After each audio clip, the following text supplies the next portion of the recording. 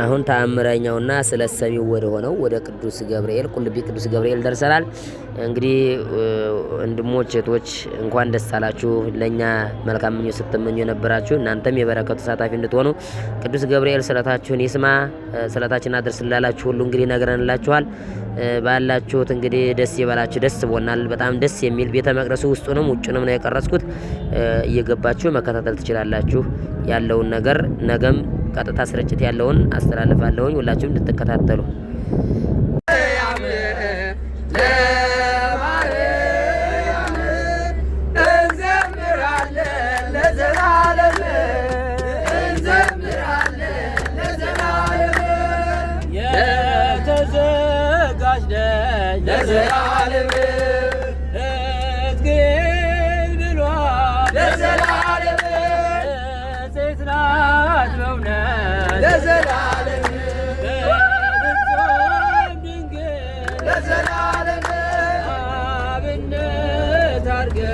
ለዘላለም